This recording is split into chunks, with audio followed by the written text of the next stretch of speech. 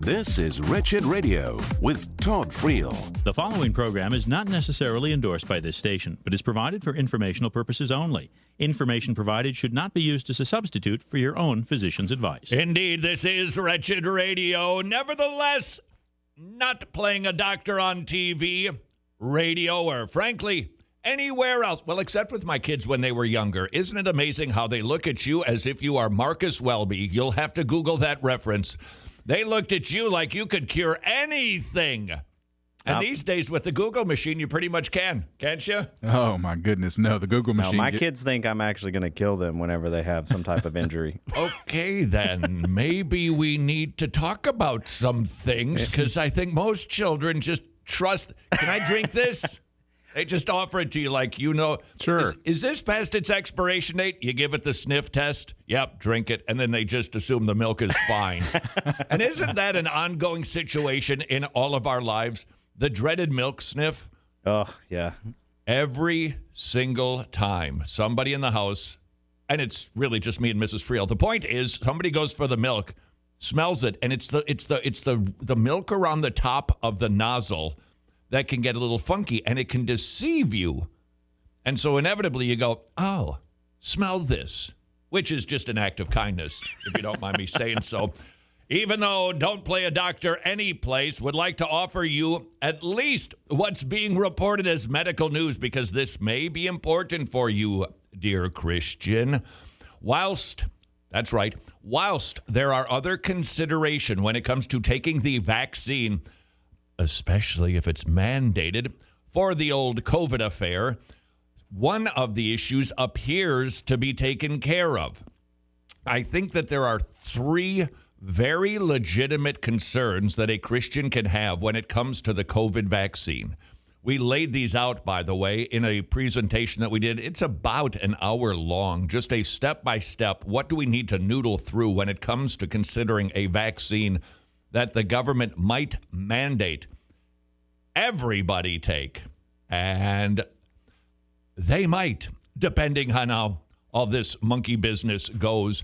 One of the considerations, of course, is it something that's going to do more harm than good? Is it something that has been tested? Is it something that the experts who work in this field say, yes, it has met the typical protocol? You're going to have to figure that out for you and your family. This has been a rush to market sort of affair, and I think that there's been a two-step process in this. One of the steps I think we can have reasonable confidence in. The other step, I don't know how we can at this moment. The first step is, are the people who are preparing this vaccine doing the job well? Are they trying to create something that is kind of just slapped together? Let's just get this little piggy to market. Or are they doing a good job? And I don't have any reason at the moment as I stand here to believe anybody is being nefarious about it. These are people who dedicate their lives, whether they are Christian or not, to trying to do good. And so I don't think there's any reason to think anybody is trying to harm you and your family. That's step one. But step two is, what about the testing of this? My understanding is about 40-some thousand people have already been given the vaccine with supposedly no side effects. And that's promising, but my understanding, and please note, I am not your local epidemiologist. Please note that typically vaccines, it's about a 5 to 8 year process for testing to see what the side effects might be.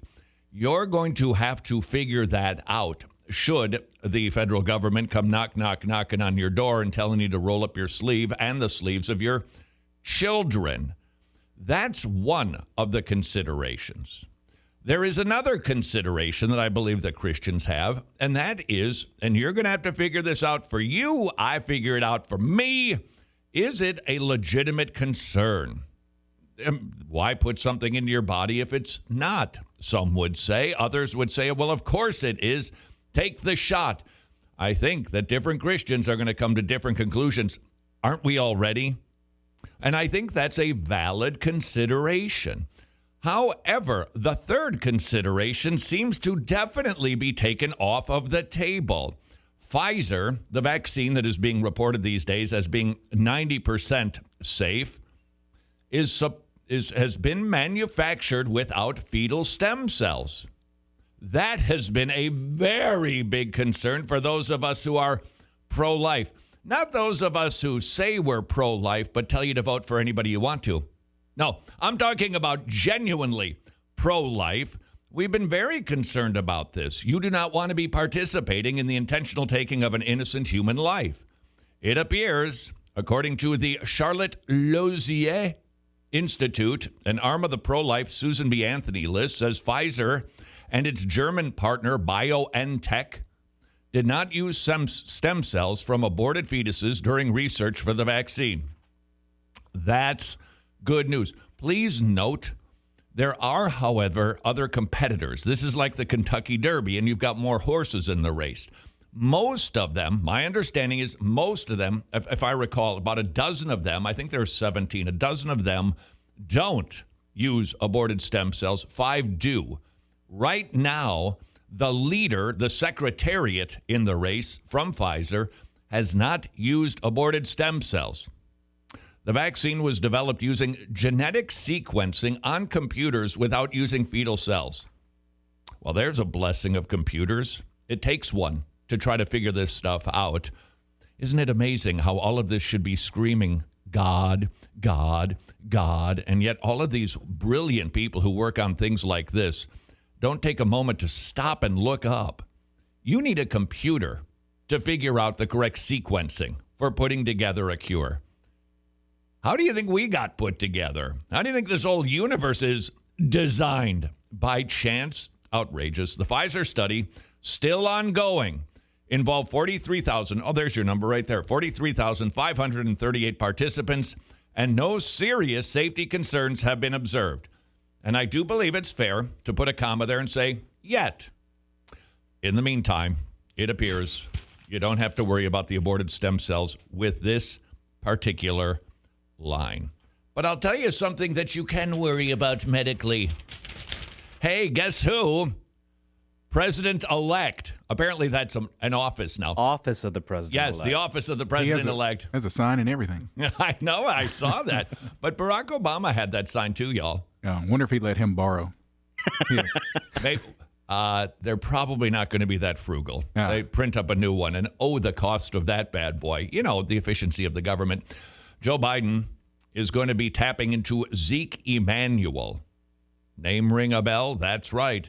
It's the brother of Rahm, the former chief of staff of Barack Obama, to be on the COVID-19 task force. Oh, boy, that's exciting. Would you like to hear a quote from this fellow? Let's hear it. And if you feel a cool breeze, it's not external. It's a shuddering sort of chill. Unlike allocation by sex or race, allocation by age is not invidious discrimination. So this is just amazing to me. He's going to try to build the case that it's okay to not offer health care to people who are old. How old? And yet calling it not invidious discrimination. I don't know exactly how he gets there, but let's try to track it, shall we? Every person lives through different life stages rather than being a single age. Even if 25-year-olds receive priority over 65-year-olds, well, you see there, what you're doing right there is you are classifying who is worthy of health care. Everyone who is 65 now used to be 25. That's true. It's a brilliant observation. Treating 65-year-olds differently because of stereotypes or falsehoods would be ageist.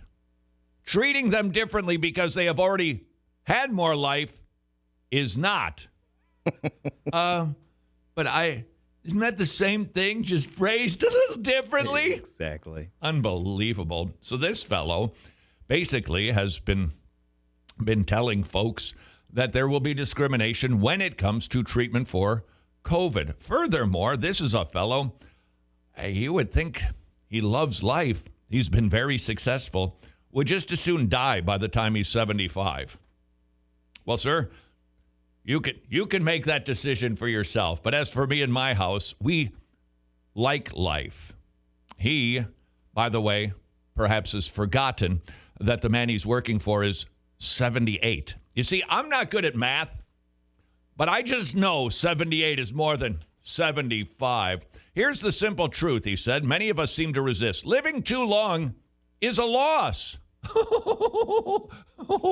Burr. It renders many of us, if not disabled, then faltering and declining, a state that may not be worse than death, but is deprived. It robs us of our creativity. People don't remember us the same way. We are ineffectual, even pathetic. What are the implications of that? Well, it is absolutely fine for you to take your own life if you feel you've reached that stage, and one can't help but wonder if he wouldn't be willing to make that decision for us. Brrr. Thank you. Thank you, evangelicals who encouraged us to vote for just anybody. Thank you. This is Wretched Radio. If you have been going bonkers regarding health insurance, right now may be the perfect time for you to rethink how you pay for health care. I am thrilled to commend to you MediShare, a community of Christians sharing each other's health care bills. 400,000 members strong, sharing over $4 billion in medical bills. That means a savings on average per family of $500 per month. Find out more by going to medishare.com/wretched.